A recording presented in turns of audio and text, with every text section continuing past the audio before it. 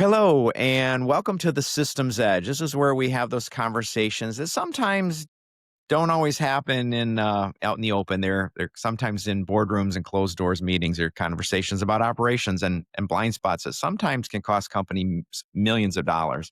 Today, my guest is Daniel Alcantar. Uh, Daniel, thank you for joining us. Thank you for having me, David. Yeah, Daniel's the operations manager. He was for many years at Hewlett Packard, and now he's doing operational uh, management at HP. Daniel, why don't you just start off by telling us a little bit about yourself? Maybe even since you were spent so many years at Hewlett Packard, maybe talk a little bit about your role there, and maybe not the LinkedIn version, maybe just kind of the conversational version of what that role is and what it looks like. Yes, absolutely, David. Thank you. So, yeah, I actually started working at HP back in 2007. I started as a customer service representative for payroll employees. I started doing the payroll for every U.S. employees. I did that for about 5 years, and then I moved over to the operations side of the house. Uh, well, that happened around um, a few years before the company actually split, um, which happened at the beginning of 2015. Um, and then, well, with all the experience I had, because I was already managing teams back in the finance side of the house, but I was interested in the operations. Besides, it makes a lot more sense with which aligns with the major I have. So when I was in operations, like I said, the company decided to split. One was Hewlett Packard Enterprise, and the other one is HP, right? And perhaps as many of you may know, HP does everything related to personal systems like computers, everything related to printing. But I remained on the Hewlett Packard Enterprise side, where they focused on everything related to cloud services, servers for big companies, networking, because there was an acquisition back then. I don't know, maybe like 5 or 7 years ago, of this company called Aruba, and then they started to focusing more on the networking business. I stayed there for another 7 years ish, because I did move out of Hewlett Packard Enterprise to move back into HP last December. So it's almost been a year that I'm part of HP. However, I did have the opportunity to be an operations manager for a few years, around almost 9 years as an operations manager, where I was managing everything related to the indirect business for the company, for US and Canada. Okay. Wow, very good. A little bit of myself. Yeah, thank you for that. That is definitely not the LinkedIn version. That was exactly what I was looking for. Like, LinkedIn version is always so polished, and that's Yeah. just that's conversational right there. That's good. What's a typical day look like for you? Maybe you don't have a typical day, but what's a typical day? Yeah. So a typical day would look like getting, first of all, I try to have daily quick review meetings with my team to make sure that everything that we have on the priority list is being addressed, and to just have conversations around the hot topics that we may be facing during the day, and then make a quick plan. Those meetings last about 15 to 30 minutes, depending on how hot the issues are. And then we go about uh, getting our hands on and doing the strategic operation, or the strategic thinking on how the operation is going to go. Most days I will not be looking at metrics. Not most days, but I would say half of the time I will be looking at our metrics, and how we are operationally doing, and see what things have going well, what hasn't gone as well as we thought it would, and then make adjustments on the go. Hmm. But then I would, of course, everything. It's mostly reactive on the operations side. There's a lot of things that you can do proactively, but that's what the planning meetings are for. But on the day to day, you have to react to issues that arise, right? So most of the customers that I have, like I said, I manage the indirect business for Hewlett Packard Enterprise, and we had five big distributors that we supported, and we would have also some cadence calls with them just to make sure that everything that is on their priority list is being addressed, and just to make sure that we are in tune, right, and in Yeah. sync in terms of everything that we are doing and everything that they're expecting that we do. Yeah, I love those. I So love that. That's awesome. Cadence calls to me are we have them too. So we're a software development company, and we require it once we bring on a. It seems like you don't think of cadence as a operational, um, you know, item, but it is. Those are so critical to have those operations. And I guess I'd throw that out there. Maybe you'd throw that out there too. You obviously find they're beneficial. Um, absolutely. And it kind of is a good segue, I guess, into some of the deep, or maybe a deeper dive on some things like that. Um, in these, you mentioned that you're not, it's reactive at times, but um, are there some things that you, uh, as operation director, have been excited about with regards to being more proactive in terms of operations and trying to get some business systems, things working more smoothly? yeah, absolutely. Um, we have something that's called, and I'm sure that you may have it as well, NPS scores, right? The Net Promoter Scores, where we ask our customers and distributors how they think we're doing, and based on those, then we take measurements, right? We take actions in order for us to, it may sound a little bit reactive to just to something that has already happened. However, if it's a recurrence on an issue, then that we were not aware of, because perhaps there's something that we're doing that we think it's okay, but as soon as we get the feedback, then it turns out it's not, right? So it may uh, so based on that feedback that we get from them, then we are able to implement uh, uh, different actions that we can take going forward, so that our distributors can, um, of course, first of all, see the difference that we are, or the different approach that we are taking based Yes. on that and on that feedback, but also on the long run, make that across the board. It has to be done not just for one distributor, but for everybody, right? Yes. We don't make differentiation. Every distributor is just as important as the other for us, regardless of how much revenue we can get from each of them. But everything that we do has to be standardized across the board.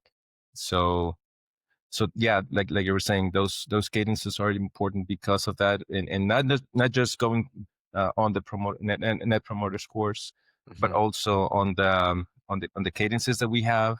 We tell them this is the things that we have on your priority list, and this is what we are going to do to address those items.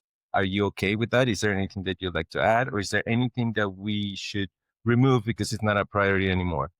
And Yeah. that's where we level together, so that everything runs according to what they need, not on what HB needs, Yeah. because ultimately what their strategy has to be somehow aligned to ours, right? Yes. Yes. Yeah. You're just essentially listening at the end of the day. I think a lot of small businesses that I've dealt with, well, some of them use Net Promoter Score, and if they're not, man, I would highly suggest it. I'm sure you would too. But I like what you said as far as like you you let them sort of guide how the operations could be changed to help them and benefit them. It's like you're taking that servant's approach. It's really good. On the flip side, you said there's some reactionary things you're dealing with all the time. What I'd assume there's bottlenecks, things that happen. Yeah. What's one bottleneck that you've solved? That would be day-to-day escalations. Mm, If we are challenged, as many other companies in the industry, by material shortages. So when there are orders that are really important for a customer, and we have a target date for delivery, that's where we get challenged, because that is there's not 100% dependency on HP um, to get through that. There's dependency on our suppliers, there's dependency on the carriers, there's dependency on everybody to deliver, so that we can produce those products and then ship them to the customer. So that can be a big challenge. Actually, that's one of our biggest challenges. mhm, Mm. But what we do is we try to remain as transparent as possible with our customers. mm, We try to let them know what's going on, what the issue was, and what all the things that we are doing, all the steps that we're taking to address it and resolve it as soon as possible, just to compensate a little bit for all the damages done to the customer, if there was any, or all the inconveniences that yes. they may be undergoing because of that. Yeah, it's funny how my next question was gonna be around supply chain and what kind of workarounds you sort of are addressed it to a degree. Um, like you said, just being transparent, and, it probably leads to a lot more meetings than you'd like to have. If you had unlimited budget and in the next 12 months to fix, something, would that be the thing you'd fix? Absolutely. Yeah, oh, I hear you. I've talked to people, lots of business owners in other countries who are saying the same thing right now. It's, well, even here, I mean, there's always supply chain is always gonna be an issue, but, um, do you have any, big wins you can point to over the years and some operational things that you feel like, "Wow, we really took something that was challenging, problematic, and we, you know, and if so, how did that all unfold?" And, maybe give us a little story about that. I have so many So many, uh, that's good. s- so many small challenges that we have been able to overcome.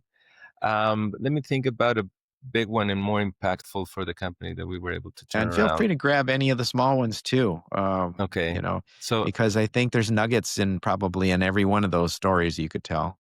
So anything that pops up in your heart. yeah, absolutely. So it's mostly related to supply chain issues, right? Back when I was in Hewlett Packard Enterprise, we had uh, there was a, I'm not going to mention any customers Sure. or Yeah, I wouldn't brands or expect you to. anything. Please don't. Yeah. Yeah. So like I said, I was managing every distributor for North America, right? Uh, and what they do is they submit. There's a bunch of tiers, right? They would be the purchaser, the purchasing party to HP, and they would sell to a reseller who would then sell to an end customer. So there are a lot of uh, companies involved there. So and there was a big customer. So as you may know, those are really important, because there are a lot of contracts that go there that we don't want to lose, right? Right. That's there's no secret there. There was an order that came in for a big amount of dollars, right? And the system somehow caught it, and everything was systematically or visible to us running smoothly. But for some reason in the back end, physically, the product was not moving around, was not progressing in its on how it was supposed to, and that was a Hmm. system glitch. Yeah. And what happened was that our system was not communicating with our suppliers. They didn't know about the order, and and the system for some reason was still catching everything as if it was flowing. So every step, because what we have is our system tells us what steps um, are the order has to follow and what stage the order is in. And for some reason, the order systematically was on the verge of shipping. But then because it was weird, we were tracking it and everything was okay. Our internal partners were telling us that the order was flowing okay because they had the similar visibility to what we had. So we were not panicking about it because it was running smoothly. But it turned out that on a meeting with the supplier who was building every order for us, it was a supplier based here in Mexico. Um, we asked them, hey, and how? By the way, how's this order going? And they were like, which one are you talking about? I was not aware of it. And everybody started to panic. Everybody started with their hair on fire, right? Just running around to see what was going on because that was a big one, and a lot of our business was at risk, right? Yes. In the end, we pulled every resource that we had available. We actually talked to other customers and asked them if it was okay for us to push out some of their orders so that we can deliver this one that was really critical for our business and for some of our distributors. And well, that's just in a nutshell and in a very summarized manner what we did. Yeah. In the end, we ended up um, delivering on time for that customer. However, the problem was not that we were at risk of not delivering. The problem was the system. That what happened, what was the glitch that did that, and and we were panicking because we started thinking about other orders that could have had that. Um, we made an analysis. We talked to our some of the PMs that uh, have system access and that can actually fix it and evaluate it from a systematic perspective.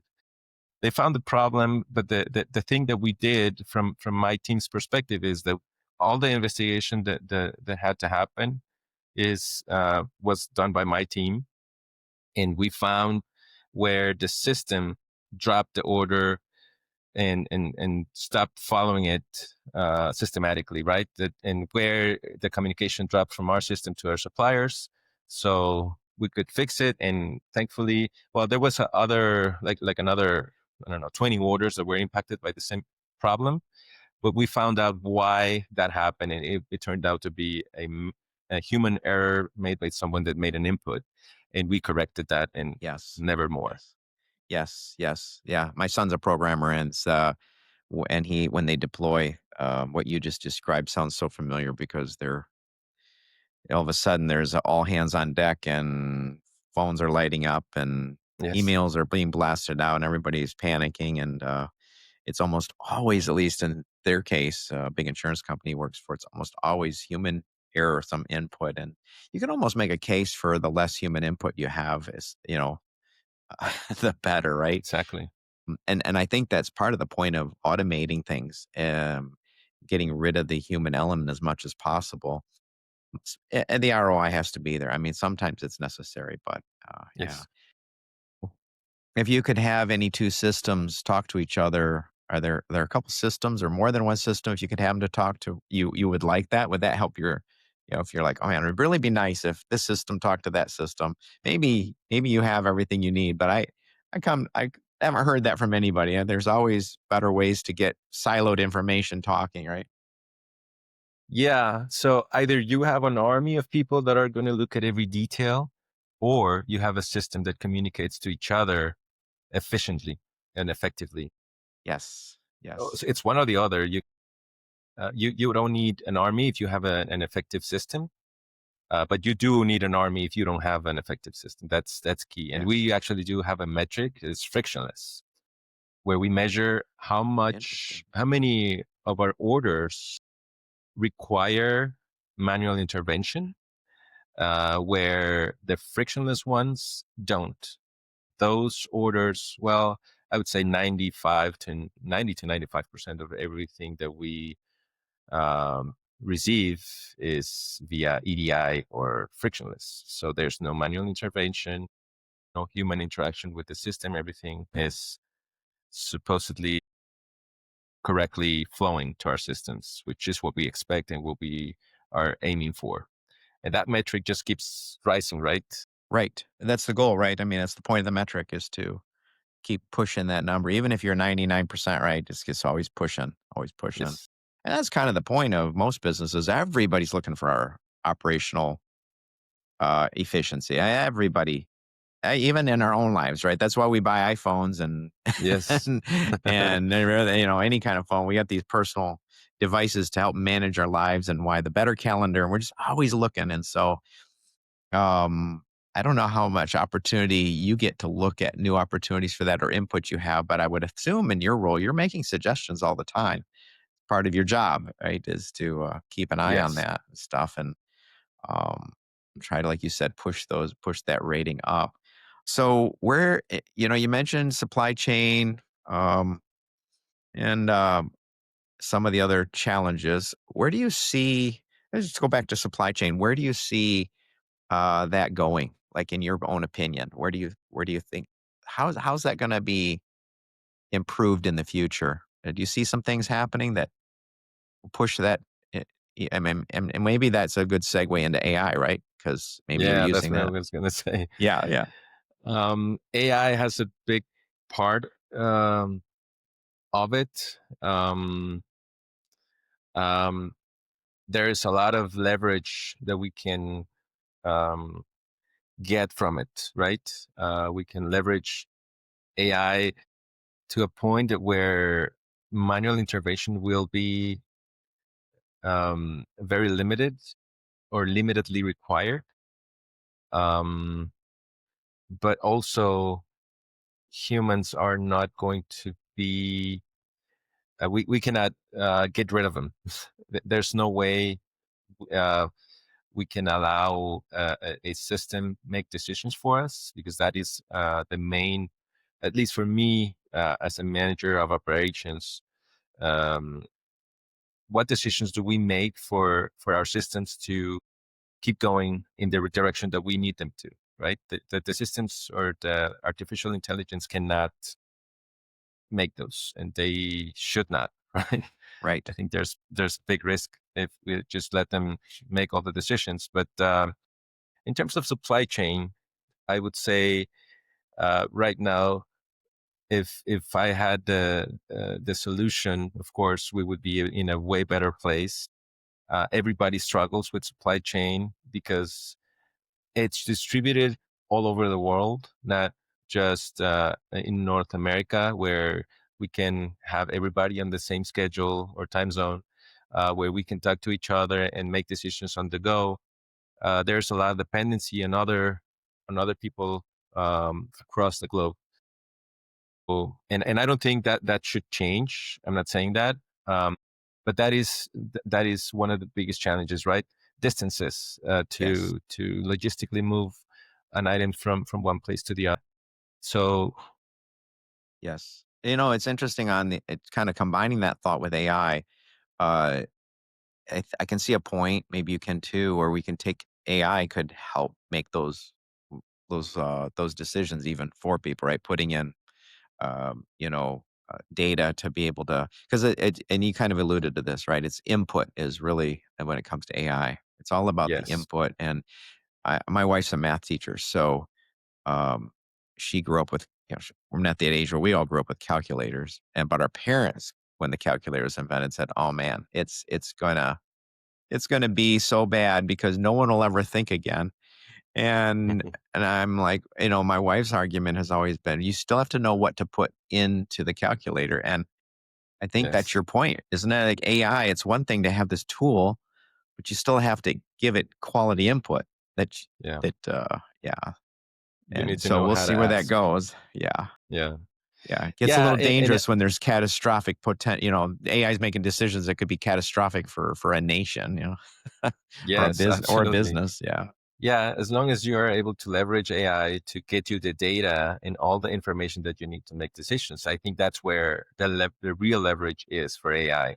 I don't think we can rely on it to make those decisions for us. I think those have to be human made. But to the point that I was making earlier about consolidating production um, facilities, I think it all comes to preparedness. Yeah. Yeah, absolutely. Yeah, that's so true. There's so many variables. I mean, every business is, and that's what makes it interesting. Really, at the end of the day, is every business has so many variables: their size and location and growth, and how will they manage everything, and their future goals and resources available, et cetera. So it makes it interesting. And it's also why we do things like this, right? We're all trying to learn from each other and have I always have this saying, a rising tide lifts all ships. And so that's kind of the point of today, right? Having someone like you on, who you have a perspective and you have your own wisdom. And I can't thank you enough for sharing that today. I appreciate you even being on here. My last Absolutely. question is, Yeah. I mean, maybe, right? I say that, and then well, maybe you'll spark something. I'm hoping this is my last question. Are you using AI outside of what your company uh, uses in to help your business? So, like for myself, I'm in Chat GPT every day. Are you finding yourself using any AI tools personally to help you do your job? Yes, absolutely. Um, Copilot would be the Okay. one that we are allowed to use. ChatGPT, there's a lot of not risk, but well, I think Yeah. risk because Yeah. you cannot compromise the information that you're managing eh, for your company or that belongs to your company that you work for. If by not using an AI tool that is not approved by the IT department, right? That's the first thing. Copilot is one of the approved ones for us, and yes, we leverage it a lot. We um, from helping you write an email all the way Absolutely. up to making a big presentation for executives where you're going to give them numbers of how your business is doing, Yes. um, all the way up to even help you with the interactions with your team, with your people, the people that you manage, because as you know, every person has different needs, Yes. and sometimes it'll help you do some analysis of data in terms of their performance and you need some data points that you will help that you will be able to leverage at the time Yes. of having a conversation with with them. Yes, absolutely. I will put scenarios. You just described helping you with your interactions. I'll put scenarios into it, Yes, and it isn't going to give me a perfect answer, but gives you an it's like idea. having a feedback loop for me. It's like having someone across the table from me. Like, have you thought about this? Have you thought about that? And it helps refine. And it really, for me, and I'm assuming you too. That's the whole point of it. It takes pressure off my brain to be able to focus on other things. uh, don't lay awake as night. I don't know about you. Maybe you're laying awake at night a lot still, but I don't, because AI has taken so much. I'm like, oh, I'll just do this and knock this out. Absolutely, So yeah, it's great. I completely agree. Yeah. From like I said, from writing up an email that makes you sound polite, or maybe you want to come through in a Yes. certain way, and you make it Yes. want to make it sound in that way specifically, then it'll help you do that. I agree. Of course, graphics and help you build it in an acceptable way and portray every aspect of the presentation. That's perfect. But Yes. like you were mentioning, getting some weight off your back because you need to have a conversation with somebody. And I'm not gonna don't take me wrong. I have a lot of talent in my staff, but there are conversations that still you need to have in a certain way, and AI is just like a companion for you, like Yes. someone that you're gonna bounce ideas with. That in terms of how you're gonna have that conversation, and then you show up more prepared to Yes. that conversation and effect that will effectively help that person with the information that you're going to give them. Absolutely. Yeah. So And it can absolutely, summarize, yes. like I know, like even if you guys use Copilot so many years in Microsoft, you have the Hmm. AI listening in and summarize notes for everybody. Yes, And absolutely. AI has that potential, it seems like, to just be the the quickest win for ROI in our own lives, right? And in our jobs. So, yeah. Well, thanks again for joining us today on the Systems Edge. I really appreciate it. I look forward to seeing how your wisdom helps other people in operations sharpen their systems and so forth. And There's always a nugget or two every time we do one of these, and so I'm sure there are, and it hits everybody different. And that's okay. But thanks again for being here today. Really appreciate your time, and yeah, thank you, No, on the contrary, David, thank you for having me. thank you, Good to talk to you and good to be able to share my experience with your audience. thank you.